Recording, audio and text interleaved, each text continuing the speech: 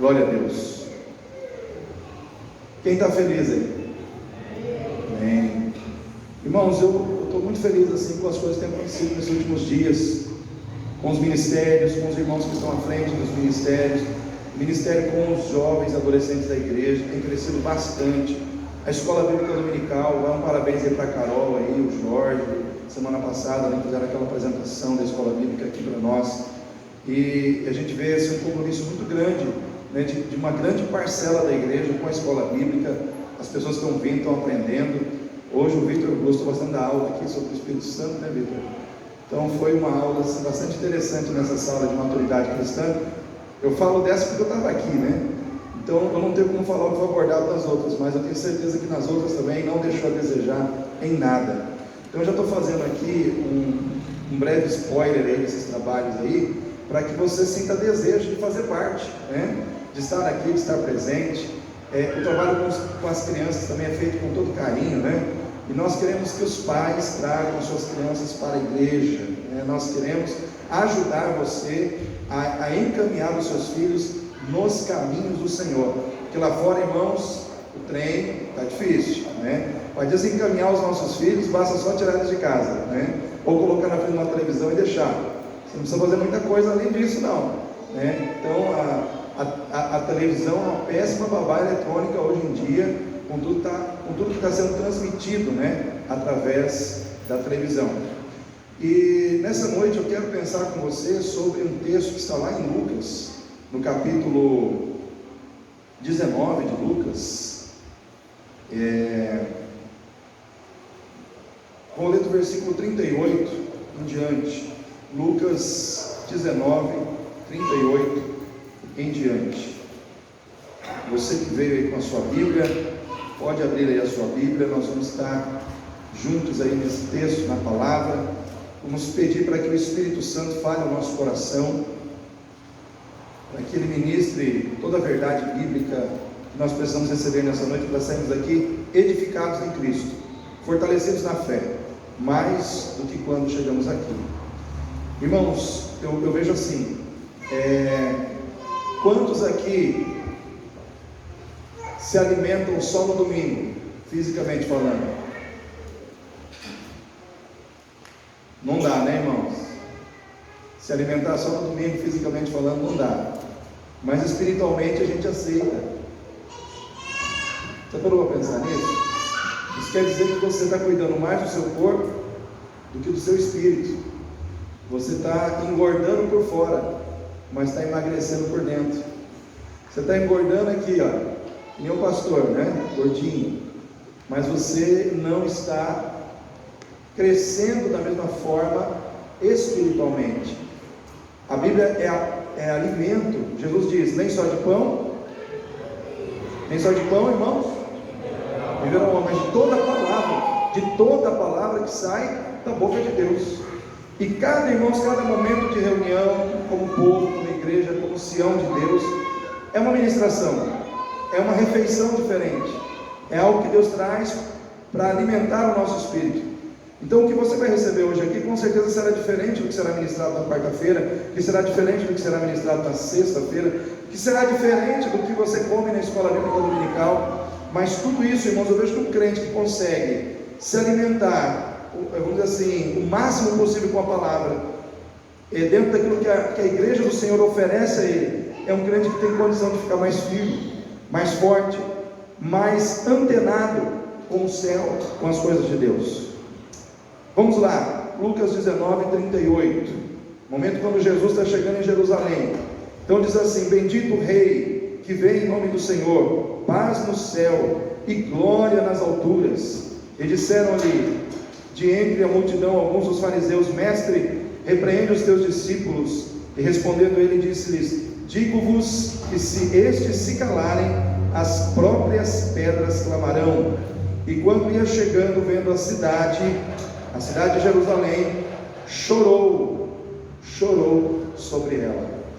Irmãos, eu vou continuar depois da leitura desse texto até o 48, mas eu quero começar aqui falando do que eu comecei já a falar pela manhã, sobre chorar, né? Como tem andado o seu choro? Você tem chorado? né? Você tem chorado? É uma pergunta que às vezes ninguém faz para a gente, e às vezes é difícil ser feita até na igreja, mas nós temos que parar para pensar no choro. Às vezes nós temos que parar para pensar no choro. O choro, irmãos, é um fenômeno que acontece na nossa vida por diversos fatores emocionais, que envolvem a nossa vida social, que envolvem a nossa vida afetiva, que envolvem a nossa vida interior, é a gente com a gente mesmo. Sabe aquela situação de você chorar em relação a uma situação que é de você para você mesmo? Existe essa situação. Nós choramos, irmãos, por vários motivos, por várias explosões de emoção, e o choro ele permeia a vida da gente desde o nascimento até a nossa morte, irmãos. Quando uma criança nasce, vamos pensar aqui num parto de cesárea, né? Vou falar aqui o português claro, cesárea. Daqui uns dias a Carol vai experimentar, não sei se vai ser cesárea ou parto normal, mas o médico tira a criancinha, às vezes ela já nasce fazendo o que, irmãos? Chorando. E se não chora, leva uma palmada.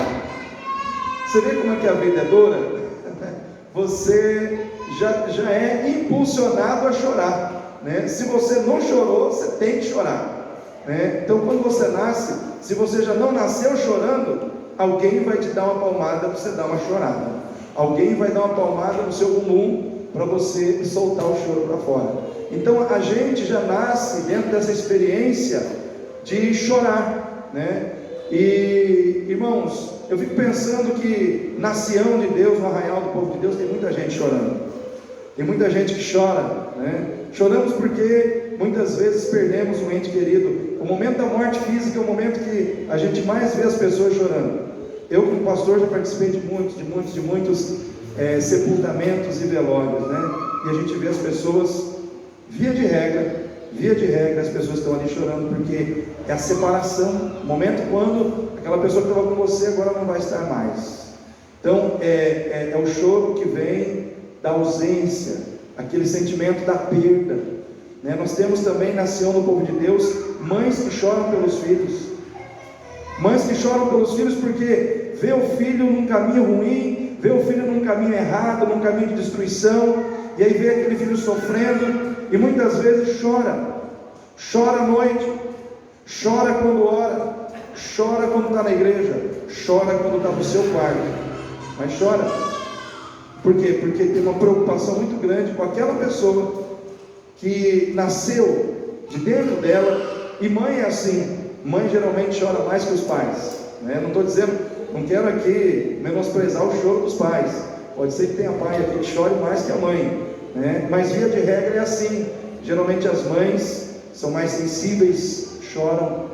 Irmãos, choramos também por participarmos da superação de alguém que vivencia uma situação ou uma história de superação, onde você vê aquela pessoa que passou por muitas situações de luta, de sofrimento, e de repente aquela pessoa tinha que vencer uma situação, um desafio. Isso acontece muito nos meios esportivos, né? Aí você vê aquela pessoa superando, enfrentando os desafios e vencendo. De repente você é tocado e você chora. Eu já chorei por esse motivo. Você chora quando você vê alguém que está do seu lado sofrendo. Esses dias eu chorei pelo meu pai, irmãos. E é uma pessoa difícil de chorar, hein? Eu preciso chorar mais. Mas o velho me quebrantou, porque ele estava com tantas dores no corpo, dor no joelho, dor nas costas, dor na cabeça, dor no corpo. Acho que não tinha lugar onde não tinha dor. E ele falou: eu quero partir, não aguento mais ficar assim, sentindo dor. E sabe aquele momento quando você olha para você e você não tem o que fazer? Você vê aquela dor é de alguém que você gosta muito, que você ama muito, mas você não consegue fazer nada para aliviar aquela dor. E você vê a pessoa pedindo que ela quer ir embora, né? E aí ele chegou, me abraçou, falou assim: mas eu já pedi para Jesus, e quando eu for, Ele vai cuidar de vocês. Aí ele quer que a gente chore mais, né? Então a gente é quebrantado com situações que nos tocam, e muitas vezes somos tocados porque estamos nos relacionando com algo ou com alguém que amamos. Mas também, irmãos, temos aquela experiência de que às vezes para alguém chorar, alguém tem que sorrir. Brasil e Argentina, né? Final da Copa América, Neymar chorou. Eu comecei a pensar nessa questão do choro. Eu estava assistindo o jogo ontem, e aí todo mundo deu aquele enfoque no Neymar chorando, né? Eu falei, mas tem uns que estão chorando e tem outros que estão sorrindo. Tem uns que estão desanimados, tristes da vida, com a cabeça entre as pernas, e tem gente que está pulando de alegria. Então às vezes o choro de alguém é a alegria de outra pessoa, né? E aí temos também a expressão choro é livre, que é aquela situação onde alguém zomba do outro porque o outro está indignado com uma situação que ele não pode mudar, e aí o outro, para zombar, para tirar ou para dar uma desmoralizada no outro, falando, o choro é livre. Mas chorar é uma experiência que todos nós, talvez nesse tempo, temos vivenciado. E talvez você que está aqui dentro desse templo hoje, você tenha chorado escondido. Porque existe o choro de nós para nós mesmos. Sabe aquele choro quando você está triste com uma situação da sua própria vida, onde você vê que o outro tem o que você não tem, onde você vê que o outro tem algo que você gostaria de ter, mas você não tem. Sabe aquele choro que vem do complexo de inferioridade? Sabe aquele choro que vem porque você gostaria de que a sua vida fosse diferente? E muitas vezes você se tranca no quarto, você se tranca com você ali, você não fala para ninguém, mas você chora. Você chora. Só que eu tenho uma boa notícia para você que está lá em Mateus 5,4, que diz assim: bem-aventurado aqueles que choram, porque serão consolados. Amém, irmãos? Posso ouvir um amém aí? Bem-aventurados os que choram, porque eles serão consolados. Eu quero dizer para você, queridas, para você receber determinados consolos, você tem que passar pela estrada do choro. E eu fico pensando nas pessoas que choraram na Bíblia. Por que às vezes nós precisamos chorar? A exemplo de Pedro, lá em Mateus 26:75, que diz assim, que Pedro chorou amargamente. Porque naquele momento, irmãos, em que Jesus é preso, e Jesus diz para ele que ele o negaria 3 vezes, Pedro não acreditou. A Bíblia diz que o olhar dos dois meio que se cruzou, no momento em que Jesus entra no Sinédrio, e Pedro está do lado de fora. E sabe aquele negócio de olho no olho? E quando você se lembra que você fez um compromisso, que você deu uma palavra, que você não conseguiu cumprir o que você disse que cumpriria, e aí Pedro chora amargamente. Sabe aquele choro de decepção consigo mesmo? Quantos já choraram porque se decepcionaram consigo mesmo? Quantos já passaram por isso? Não precisa levantar a mão. Já teve uma mão aqui, né? Só ficou entre nós dois, eu e Larissa. Mas, irmãos, quantas vezes nós, como Pedro, não fazemos compromissos com Deus e às vezes chega na hora H, a gente vacila, a gente descobre que a gente não é tão espiritual, ou que a gente não é tão forte como a gente julgava que nós fôssemos. Aí sobra o que? O choro. Mas muitas vezes nós precisamos chorar, sabe por quê? Para lavar a alma, para que Deus faça uma obra de dentro para fora. Porque aquele choro na vida de Pedro fez bem, fez ele conhecer melhor a si próprio, porque ele tinha uma visão errada, equivocada de si mesmo. Ele tinha uma visão de que ele era alguém fiel, e na realidade ele não era tão fiel quanto ele pensava. Ele tinha uma visão equivocada acerca da sua própria fidelidade a Deus, mas naquele momento, quando ele chora, ele foi obrigado a reconhecer que ele precisava se humilhar, reconhecer que ele estava errado. E às vezes nós precisamos chorar simplesmente para reconhecer que nós estamos errados e que Deus está certo. Nós estamos errados e Deus está certo. Temos também a história de Agar, que chama muita atenção. Agar foi uma mulher que ela entrou de gaiata numa história. Deus fez uma promessa para Abraão: vou te dar um filho. E aí, por falta, ali vacilou. Abraão é o pai da fé, mas deu uma vacilada ele e Sara, porque eles quiseram dar uma forcinha para Deus. Está demorando demais, Deus. Vamos ajudar o Senhor. Irmãos, a gente consegue ajudar Deus? Irmão, a gente consegue ajudar Deus? Irmão, a gente só atrapalha. A gente só põe o carro na frente dos bois.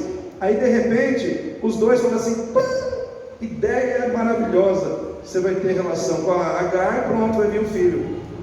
E aí, irmãos, nada a ver, nada a ver, nada a ver. Não era para ser daquele jeito. E Agar entrou numa situação que não era para ela ter entrado. Só que nasceu Ismael, gerou um vínculo familiar, gerou conflito entre Agar e Sara. Moral da história: a Sara prevaleceu. E Agar teve que ir sozinha para o deserto com seu filho. E lá no deserto, sozinha, com o odrezinho de água que já tinha acabado, ela está lá no pó, ela está lá na areia, no sol escaldante. Ela para num arbusto, porque naquele momento ela pensou que o seu filho iria morrer. E o seu filho chora. Eu acredito que ela também chora. Eu não lembro agora aqui se é o Ismael ou se é ela que chora, mas eu sei que tem choro. E aí, diante daquele choro, desce um anjo do céu: não morrerás, pois Deus te deu um futuro. Eu quero dizer para você nessa noite, querido, talvez você tenha chorado, talvez você tenha se decepcionado até com pessoas. Isso tem sido a causa do seu choro, porque eu imagino que também aquele choro de Agar também tinha a ver com isso. Eu fiz e depois no final ganhei um pé, né? Fui embora. Às vezes a gente se decepciona com pessoas e a gente chora, mas eu quero dizer para você que existe um Deus olhando do céu para a tua vida. Existe um Deus que contempla a sua necessidade. Existe um Deus que conhece a sua dor e não vai te deixar no meio do caminho. Mas aqui nós temos alguém muito interessante que chorou: Jesus. Diz a palavra de Deus que Jesus, ele chega em Jerusalém, ele olha para Jerusalém e ele chora. E existe um outro texto da Bíblia onde Jesus chorou, que está lá no Evangelho de João, capítulo 11, onde fala que depois que Lázaro morre, Jesus vem, e quando ele chega lá, já está com Marta e Maria. Houve um momento ali que Jesus chorou por amor a Lázaro, pelo relacionamento de amizade que ele tinha com Lázaro, e pelo fato de Lázaro não estar mais ali. Ele chorou por uma amizade verdadeira, por uma amizade sincera. Você já chorou por uma amizade verdadeira? Já chorou por uma amizade sincera? Por alguém que você aprendeu a gostar, aprendeu a dar valor, e de repente aquela pessoa, por algum motivo, se afastou, ou você perdeu o contato com aquela pessoa partiu, mas Jesus chorou. Os únicos 2 episódios que Jesus chorou foram esses.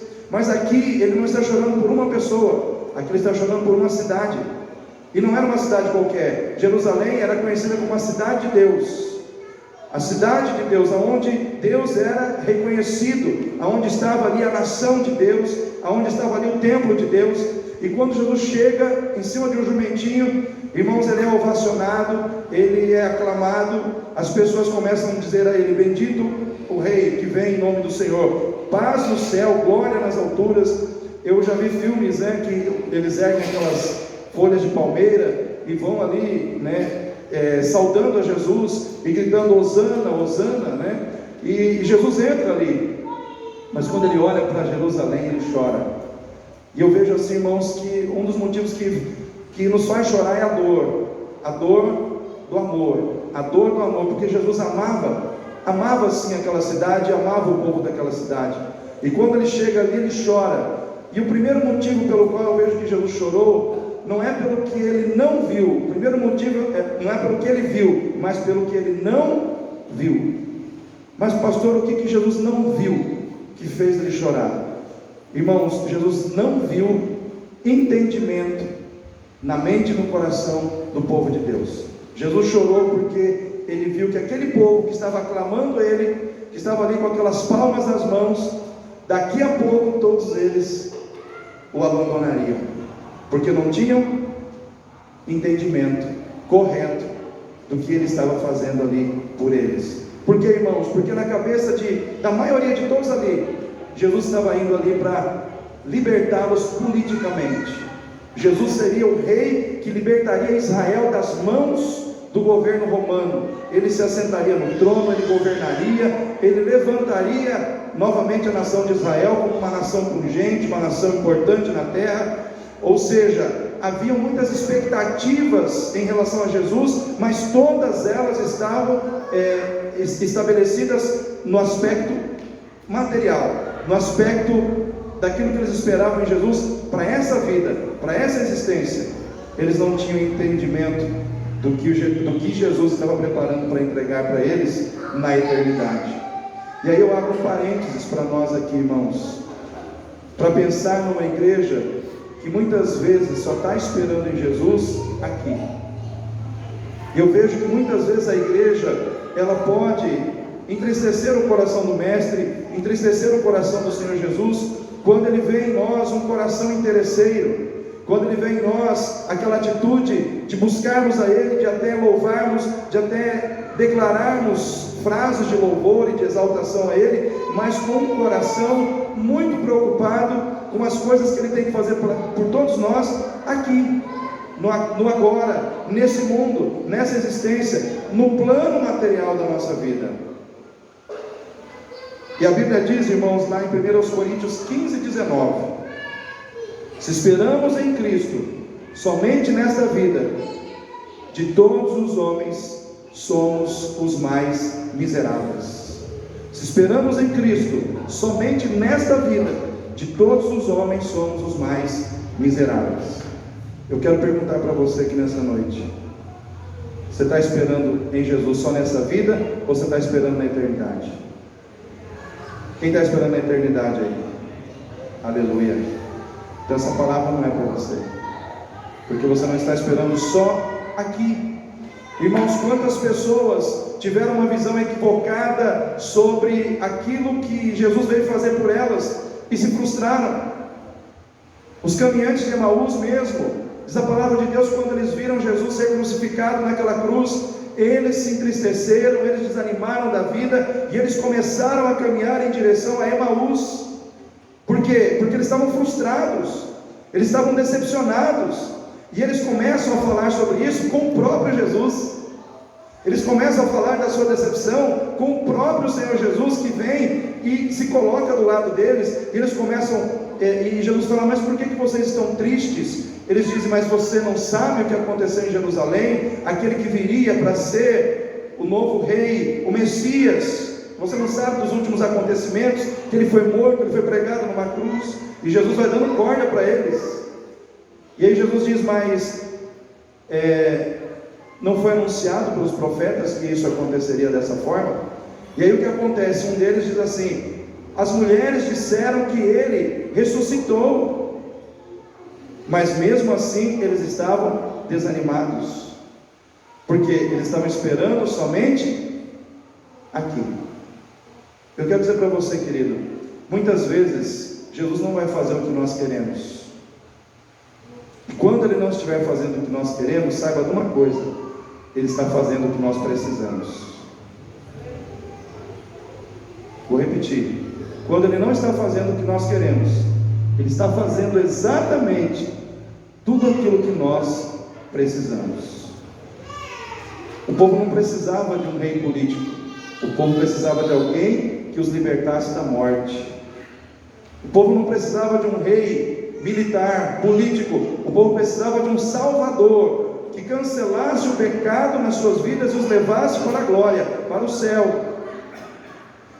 Eles esperavam no material, mas Jesus estava fazendo no espiritual. Eu quero dizer para você, querido, se muitas vezes as coisas não estão acontecendo no material para você, é porque Jesus está trabalhando no teu espiritual ainda.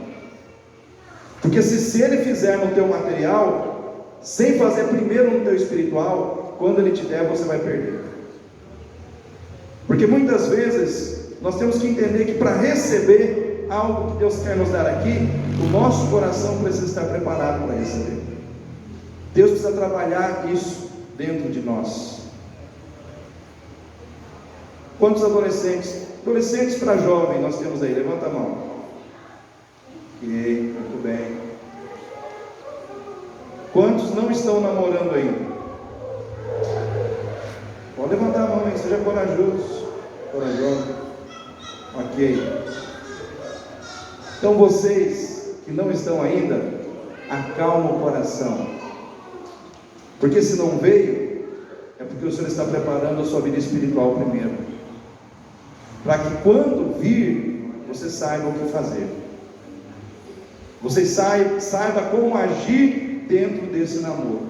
O problema é quando as coisas vêm para nós sem nós estarmos preparados. Eu quero namorar. Mas você está preparado para isso? Né? Está preparado para isso? Pastor, eu quero ganhar 10 mil reais por mês. Legal. Mas o que você fez para se preparar para ganhar 10 mil reais por mês? Qual é a capacitação que você buscou para isso? Querer, todo mundo quer. Mas querer somente não é poder. Né, Lázaro? Querer não é poder. Eu quero muita coisa, irmãos. Mas eu não tenho porque muitas das coisas que eu quero eu não posso. Eu não tenho condições de ter. Eu estava vendo ontem, essas coisas deprimem um pouco a gente. O comentarista estava falando, depois que acabou o jogo lá da Copa América, que o Lionel Messi deixou de ganhar 15 milhões de euros para poder estar jogando ali pela seleção argentina. Se ele tivesse ficado lá, ele teria ganhado 15 milhões de euros. Eu fui fazer a conta. Isso em reais dá mais ou menos aí uns 75 milhões de reais. Aí fiquei pensando, quantas pessoas vão passar na terra a vida inteira e nunca vão ter 75 milhões de reais? Ele deixou de ganhar, tipo assim, 75 milhões de reais, a mais ou a menos, para mim não vai fazer diferença. Agora eu pergunto para você, 75 milhões de reais na tua vida, faria diferença ou não? Pode ser até a metade. Eu aceitaria o dízimo. Eu já estou mais humilde, né?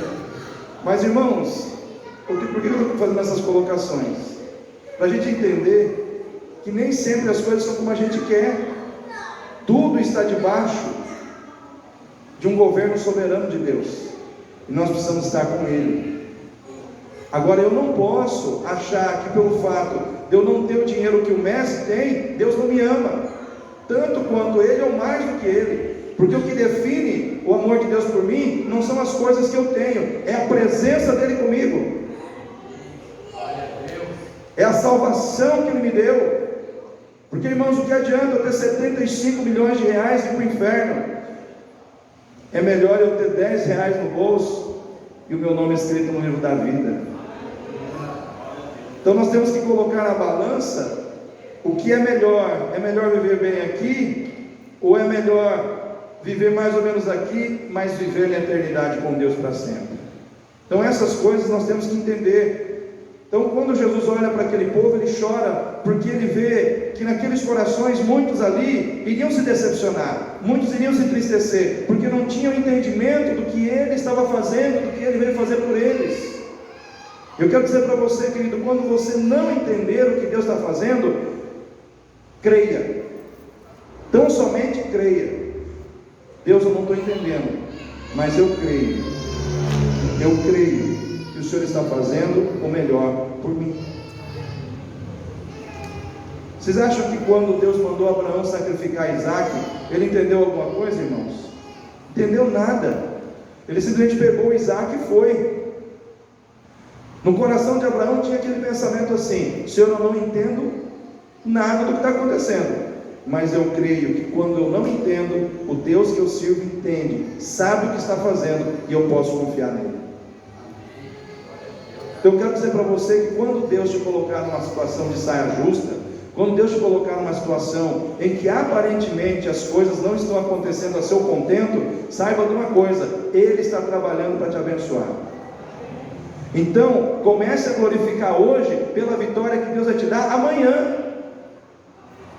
Não olhe olhe e não interprete Deus pelas circunstâncias que você está vivendo, porque as circunstâncias elas passam, Deus permanece para sempre. As circunstâncias mudam, Deus é o mesmo ontem, hoje e eternamente. Tudo passa, mas aquele que faz a vontade de Deus permanece. Qual é o meu alvo, pastor? Fazer a vontade de Deus. Jesus chorou porque ele não viu o entendimento no coração do povo. Ele sabia que o povo estava ali eufórico, mas sem entendimento de muitas coisas que iriam acontecer. Jesus chorou porque viu a aflição, o sofrimento, a destruição que viria sobre Jerusalém como consequência da sua incredulidade, como rejeição da graça de Deus. Porque o Senhor, Ele estava dizendo aqui, versículo 42, dizendo: ah, se tu conhecesses também, ao menos nesse dia, o que a tua paz pertence, mas isso está encoberto aos teus olhos. O que é encoberto aos teus olhos? Está escondido. Jerusalém, você não está vendo.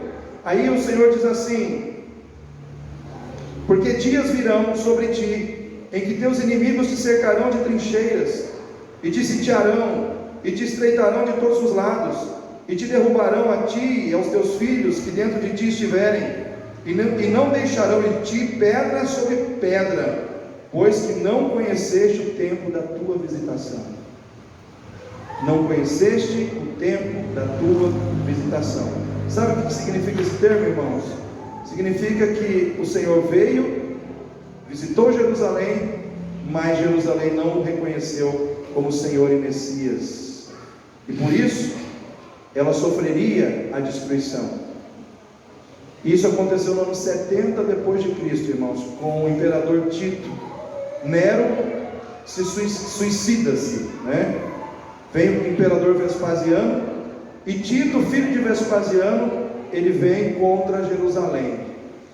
E ele, se você ler os livros da história, você vai ver que ele cortou 16 quilômetros de árvore para fazer trincheiras, que são árvores em X,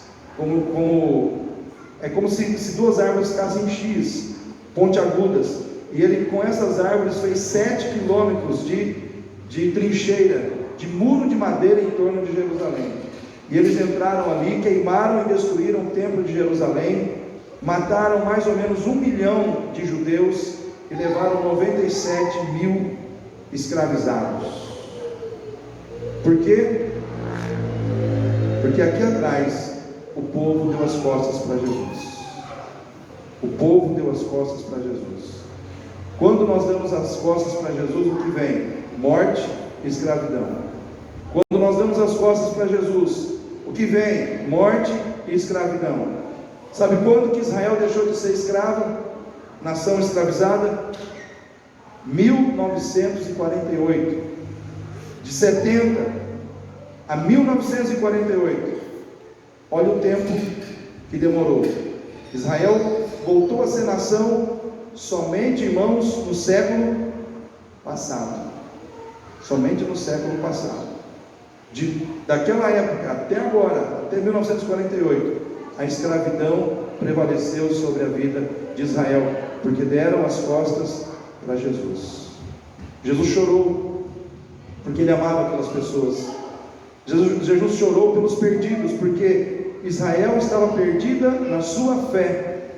E eu quero perguntar para você, querido, quando você olha para os perdidos que estão lá fora, perdidos na sua fé, dando as costas para Jesus, nós temos chorado por eles? Temos chorado por aqueles que estão perdidos, por aqueles que estão nas trevas, por aqueles que estão debaixo de um juízo de Deus? Porque aqui Jesus disse, decretou o juízo, e aconteceu exatamente como ele disse. As trincheiras vieram, a destruição veio, a morte veio, a escravidão veio. E para aqueles que estão dando as costas para Jesus hoje, existe um juízo já determinado lá na frente. Qual tem sido a nossa reação? Jesus chorou. Ele não somente chorou, ele foi em direção a essas pessoas, mesmo tendo a presciência do que iria acontecer, mesmo sabendo antecipadamente o que aconteceria, ele não desistiu de ir ao encontro daquelas pessoas. O que eu quero dizer para você nessa noite? Nós não sabemos quem vai morrer e quem vai viver lá fora, irmãos. Mas se nós formos, muitas pessoas poderão ser salvas. Amém, igreja? Se nós formos, muitas pessoas que estão condenadas sairão da condição de condenação e entrarão na condição da salvação. Porque a salvação, ela foi dada para ser pregada por homens e mulheres salvos. Deus não vai usar anjos, Deus não vai usar qualquer outro ser, Ele vai usar quem já foi salvo para falar de salvação. E eu pergunto, quem aqui já foi salvo por Jesus? Levanta a mão bem alto, os salvos.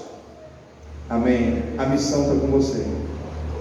Você precisa chorar com os perdidos e ir em direção a eles. Por quê, pastor? Porque Jesus fez isso. E eu sigo os passos de Jesus, e você deve seguir os passos de Jesus. Não importa se aquelas pessoas vão te maltratar, porque Jesus caminhou em direção às pessoas que iriam maltratá-lo. Jesus caminhou em direção às pessoas de Jerusalém que iriam conspirar contra ele, queriam julgá-lo de forma errada, queriam fazer de tudo para destruir a sua vida. Mas Jesus não fugiu da responsabilidade de amar essas pessoas e de ser bênção na vida delas. Então eu quero dizer para você nessa noite, querido, a missão que era dele, agora é sua, é minha. E da mesma maneira que ele fez, nós devemos fazer também. Se tem gente que não gosta de você, azar o delas. Você vai ministrar amor na vida dessas pessoas. Se elas não gostam de você, você não vai entrar na mesma frequência ou na mesma sintonia de vida, porque a palavra de Deus nos diz que nós somos o povo que consegue combater o mal com o bem. Nós somos as pessoas que conseguem pagar o mal com o bem. E quando a gente faz isso, a gente amontoa brasas de fogo sobre a cabeça dessas pessoas. Isso quer dizer o juízo de Deus, porque você está amando. Se a pessoa está odiando, ela vai resolver com Deus. Se ela não mudar, se ela não passar a te amar, se ela não corresponder ao teu amor, você fez a sua parte. Ela vai se acertar com Deus lá na frente. Só que nós temos que ir e fazer o que Jesus fez. O choro, como eu disse no início, é a expressão de um coração sensível ao amor por aqueles que estão perdidos e por aqueles que nós precisamos amar. Alguém disse, eu concordo com isso, que crentes que têm olhos que não choram são crentes que precisam ser avivados, são crentes que precisam ser quebrantados. Se está faltando choro nos seus olhos, é porque está faltando quebrantamento no teu coração. Está faltando choro nos seus olhos, é porque está faltando quebrantamento na sua alma, quebrantamento no seu espírito, amor no seu coração. Quanto mais perto de Deus a gente está, mais sensível para chorar a gente fica. Quanto mais longe de Deus também, mais duro a gente fica. Então eu quero dizer para você nessa noite, deixe Jesus te ensinar a chorar de novo. Isso vai levantar você como alguém que Ele vai usar. Amém, irmãos? Jesus chorou, porque Ele não gostou daquilo que Ele viu dentro do templo. Versículo 45, entrando no templo, começou a expulsar a todos que vendiam e compravam, dizendo, está escrito, a minha casa será chamada casa de oração, mas vós fizestes dela covil de salteadores. Jesus, Ele entra em Jerusalém, e Ele vai no centro. Se Jerusalém está fria, se não está tendo entendimento, Jesus foi lá no âmago. Da onde que vem o ensinamento? Da onde que vem toda a verdade espiritual que o povo precisa entender para andar com Deus? Do templo. Jesus vai lá no templo. E o que ele encontra lá? Pessoas vendendo, comprando, comercializando aquilo que é sagrado. Jesus chora, porque ele toma as dores do Pai. Jesus chora quando ele olha para dentro do templo e ele vê que o amor ao dinheiro está mais forte do que o amor a Deus. E lá dentro do templo tinha pessoas que estavam dentro do templo, mas adorando o dinheiro, dentro do templo, mas com o coração no dinheiro, dentro do templo, mas com o olho no dinheiro. Eu quero dizer uma coisa para você, irmão. Dinheiro é importante para a tua sustentação aqui na terra, mas Jesus, Ele não te dá sustentação só aqui, Ele dá sustentação aqui e na eternidade. O dinheiro te ajuda a viver, Jesus te dá a vida. Jesus te dá a vida. E nós não podemos, irmãos, cair nessa tendência do mundo de acharmos que o dinheiro é a coisa mais importante da nossa vida. Se nós amarmos o dinheiro, nós nos corromperemos. Porque a Bíblia diz que a raiz, o amor ao dinheiro, é o que, irmãos? A raiz de todos os males.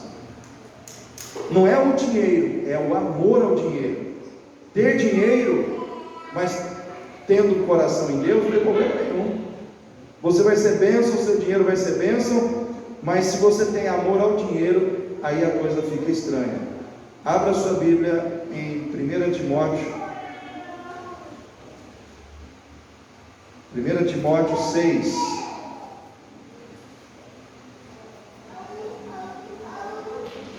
Primeira Timóteo 6:6.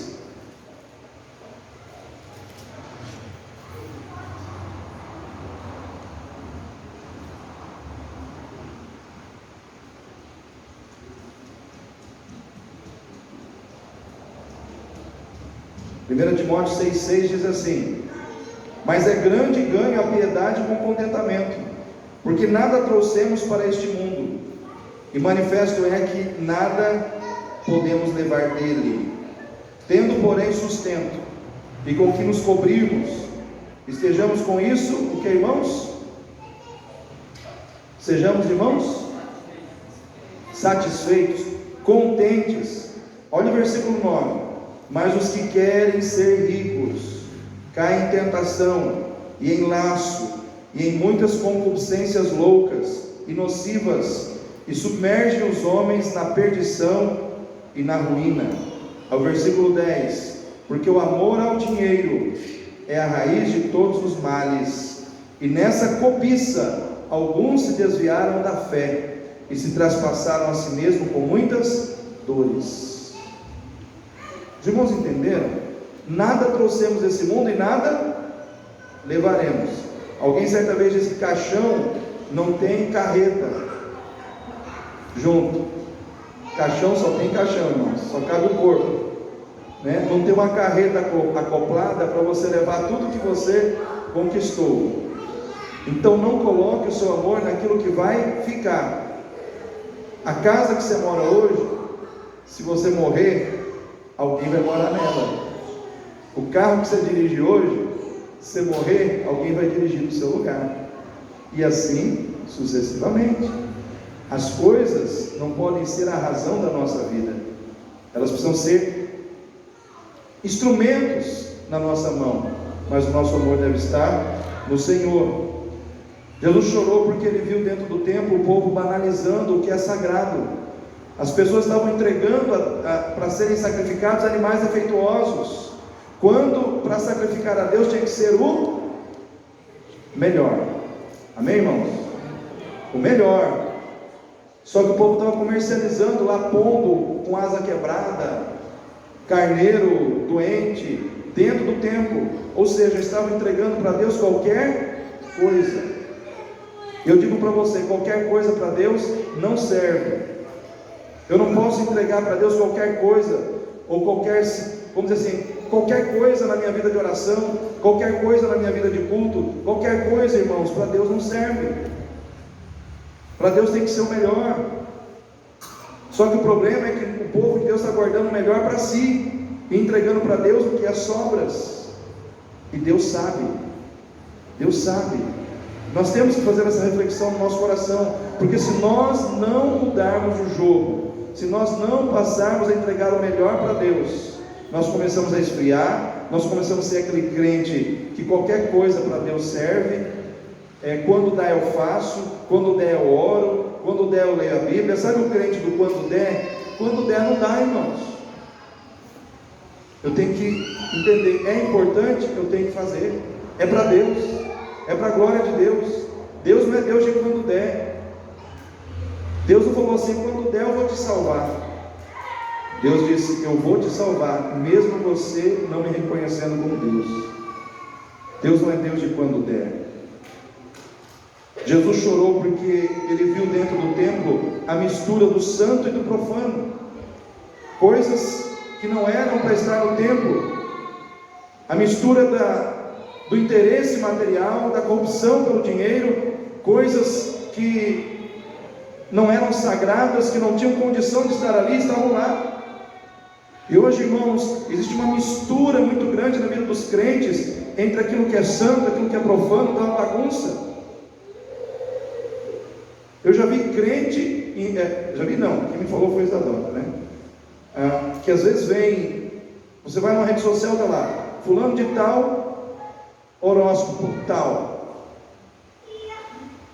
O que isso tem a ver com Jesus, irmãos? O que isso tem a ver com Jesus? Astrologia? Eu lembro que uma vez alguém falou para mim assim: você nasceu em janeiro, né? Então seu signo é Capricórnio. Eu falei: olha, meu signo é Jesus. Essas coisas não tem nada a ver com a minha vida. Porque, irmãos, essas coisas abrem precedentes ao inimigo. E hoje o crente quer ficar bonitinho para os outros. Ele quer posar de bonito para a opinião pública. Aí ele coloca lá, fulano de tal cristão Sagitário, fulano de tal cristão isso, aquilo. Irmãos, está tendo uma mistura daquilo que é de Deus com aquilo que não é de Deus. E muitos crentes estão acostumando com essas coisas. Não existe Halloween gospel, irmãos.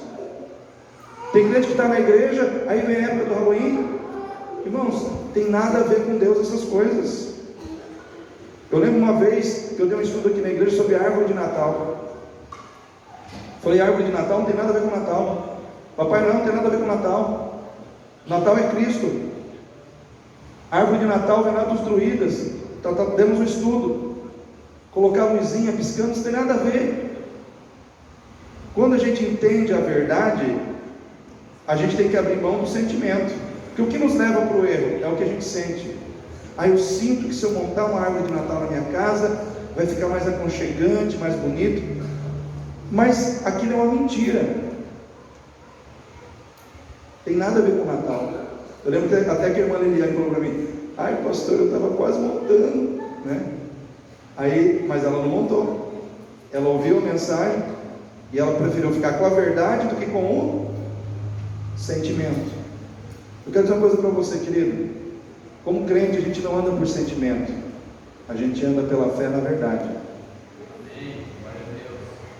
O que vai te julgar no último dia é isso aqui, é a Bíblia. Por que o caminho é estreito? Você não pode fazer tudo o que você quer. Sabia disso? Tem muita coisa que você quer, mas não pode. Que nem o pastor Cláudio Duarte, eu gosto muito das ministrações dele, primeiro que ele é muito descontraído, mas ele falou que ele estava um dia na casa de um crente. Aí ele chegou, sentou, falou para o crente. Aí o crente falou: pastor, o senhor quer uma Coca-Cola gelada com limão e gelo? Ele falou: quero. Aí ele falou: vou servir. Ele falou: não. Ele falou: pastor, o senhor quer uma Coca-Cola gelada com limão e gelo? Quero.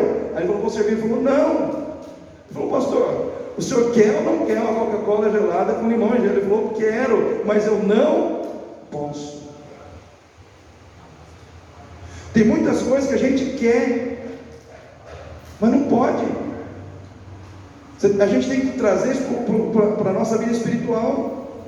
Tem muita coisa que vai aparecer no nosso caminho, dizendo: olha, vem para mim, piscando, mas não é para mim, não é para você, porque nós temos um compromisso com Jesus. Isso tem que falar mais alto na nossa vida, irmãos. Senão nós começamos a misturar as coisas e o diabo entra. O diabo entra. Quantos jovens hoje estão passando por problemas de depressão dentro da igreja? Jovens cristãos, por causa de sites, por causa de coisas que acessam na internet, sites pesados que não deveriam acessar. Você sabia que por trás desses sites tem grupos de satanistas, assim, que eles fecharam para pegar a mente da juventude, principalmente a mente dos crentes? Porque nós estamos na era da internet. O jovem não consegue se ver hoje pleno e realizado se não estiver conectado com alguma coisa. Aí são joguinhos de RPG, são sites e sites e sites, e a gente não sabe o que tem por trás. Quantos aqui lembram da baleia azul, irmãos? O que acontecia com os jovens que ficavam vamos usar a linguagem do jovem, que entraram nessa vibe. O que aconteceu com esses jovens, irmãos? Ficavam se mutilando. Porque o diabo ele veio para matar, roubar e destruir. Mas Jesus veio para dar vida e vida com abundância. Então fica em Jesus. Fica em Jesus. Por último, irmãos, fechando essa palavra, Jesus chorou, porque viu, irmãos, no coração do povo uma religião mais preocupada em ter uma consciência tranquila do que vida transformada. Hoje a religião cristã, ela está proporcionando mais para as pessoas consciência tranquila com base em rituais. Tipo assim, a pessoa ela vai na igreja, senta no seu lugarzinho, canta uns louvores, ora, cumpri a minha obrigação, agora eu posso ir para casa porque eu cumpri a minha obrigação. Só que o que acontece? O camarada ele entra na igreja adulterando, canta, ora, louva, pula no espírito e sai daqui, volta e continua adulterando. A pessoa entra na igreja, o ladrão entra na igreja roubando, canta, ora, sai daqui e continua. Ou seja, não tem transformação de vida. Irmãos, o que Deus quer para nós é transformação de vida em Cristo Jesus. Porque aquele que está em Cristo, nova criatura é. As coisas velhas passaram e tudo se fez novo. Salvação é regeneração. Salvação é mudança de mente, é mudança de pensamento, é metanoia. Eu estava nessa direção e agora eu me converti e vou para essa direção. Essa direção aqui era a direção do pecado, do inferno, da promiscuidade, da imoralidade. Eu me converti em Cristo. Agora eu ando em direção à santidade, à fidelidade, à adoração, à fé em Deus, ao céu. Isso é salvação. Nós precisamos entender que se nós estamos em Cristo, nós não podemos permanecer no pecado. Ou eu estou em Cristo, ou eu estou no pecado. Ah, pastor, não tem um jeitinho de eu estar em Cristo e permanecer? Não tem, irmãos. Se eu sou filho de Deus, a Bíblia diz: eu não vivo habitualmente no pecado. Abra sua Bíblia em 1 João, para fechar. 1 João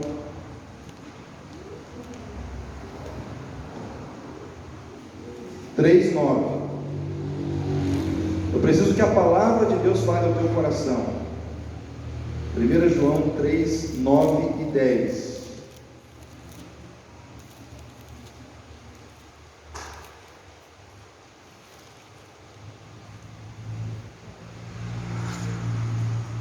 João 3, 9 e 10. Quem achou?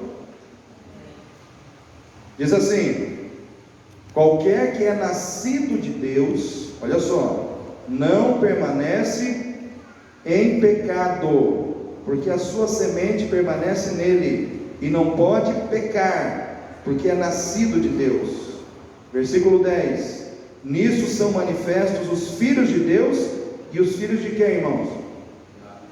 Do diabo. Qualquer que não pratica a justiça e não ama seu irmão, não é de Deus. Então, esse texto aqui não tem dupla interpretação, irmãos. Esse texto aqui ele é direto, que nem uma espada afiada, que vem no nosso coração. O que esse texto quer dizer para nós? Que aquele que está em Cristo, ele não permanece na prática habitual do pecado. Ele pode até pecar, ele pode até errar, mas ele se arrepende. Ele se arrepende, ele não permanece no pecado. Agora a pessoa peca, estou em Jesus, peca, continua pecando, irmãos, não está em Jesus. É isso que o texto está dizendo. Então nessa noite, Jesus chora por aqueles que muitas vezes estão dentro da casa de Deus, mas permitindo que o mundo seja maior e mais poderoso nos seus corações. Então nessa noite eu quero perguntar para você: você ama Jesus? Quem ama Cristo aí? Então firma o seu coração nele, porque ele vai te levar às alturas, ele vai te levar para o céu, ele vai te levar para a glória. Só ele tem esse poder. Amém, queridos? Vamos ficar em pé nesse momento.